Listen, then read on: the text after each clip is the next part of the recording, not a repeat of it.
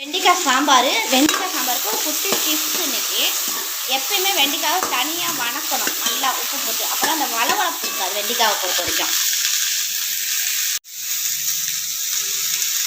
வெண்டிக்காய் பொறுத்த வரைக்கும் வளவளப்பு இருக்காது, நல்லா டேஸ்ட்டாக இருக்கும் வெண்டிக்காய் சாம்பார். நிறைய பேருக்கு இந்த வெண்டிக்காய் கொலன்னு இருக்கனால சாம்பார் பிடிக்காது. இங்கே வருங்க, பருப்பு ஊற்றிட்டேன், புளி தண்ணி எல்லாம் ஊற்றி குழம்பு கொதிக்குது. நார்மலாக சாம்பார் கொதிக்குது. இப்போ நான் நல்லா வெண்டிக்காயை வணக்கிட்டு எல்லாமே ஊற்றிருக்கேன், பொடி ஐட்டம். நல்லா இந்த வெண்டிக்காய் வணக்கி இந்த வளவளப்பு இல்லாமல் அப்படியே கொண்டு போய் சாம்பாரில் போட்டுட்டு இறக்குறப்ப நான் ஆல்ரெடி ஒரு வீடியோவில் ஷார்ட்ஸில் போட்டிருக்கேன். தாளிக்கிறது, வரமிளகா ஜீரகம் போட்டு தாளிக்கிறது, பெருங்காயம் போட்டு. சரியான டேஸ்ட்டான வெண்டிக்காய் சாம்பார் பாருங்கள். நல்லா தேர்ந்து பாருங்கள், அந்த வெண்டிக்காய் வணக்கிறது வணக்கிச்சு பாருங்கள். நான் வெண்டிக்காயை உப்பு போட்டிருக்கேன், நல்லா ஒரு லைட்டாக உப்பு, அப்போ தான் காயில் உப்பு பிடிக்கணும்.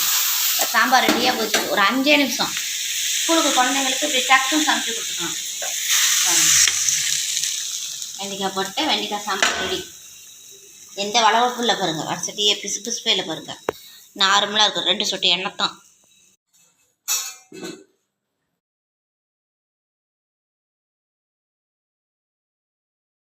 ஹாய் ஃப்ரெண்ட்ஸ், ரஸ்ட்டுக்கு ஒரு குட்டி டிப்ஸ். பச்சை மிளகாய் ரசம் தான். இங்கே பாருங்கள், நுரையோடு அப்படியே டக்குன்னு ஆஃப் பண்ணிட்டேன் பாருங்கள். ரஸ்ட்டை கொதிக்க விடக்கூடாது ரஸ்ட்டை பொறுத்த வரைக்கும், அப்போ தான் டேஸ்ட்டாக இருக்கும். ரசம் கொதிச்சா அந்த டேஸ்ட்டே இருக்காது. அதுக்கு பருப்பு தண்ணி ரெடி பண்ணி வச்சுருக்கேன். ஹாய் ஃப்ரெண்ட்ஸ், இன்றைக்கி அமாவாசை. இன்றைக்கி என்ன சமையல் வாங்க பார்க்கலாம். சுட சுட சாதம். இங்கே இருக்க தாளிச்சது தெரியுதா உங்களுக்காகவே. வெண்டிக்காய் போட்ட சாம்பார், கேரட் பொரியல்.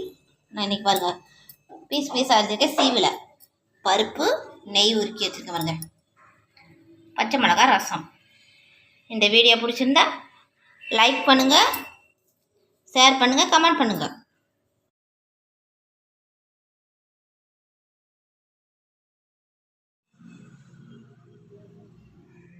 எட்டு மணிக்குள்ளே இன்றைக்கி சமையல் வேலை முடிஞ்சு 1 ஹவரில் சமைச்சாச்சு.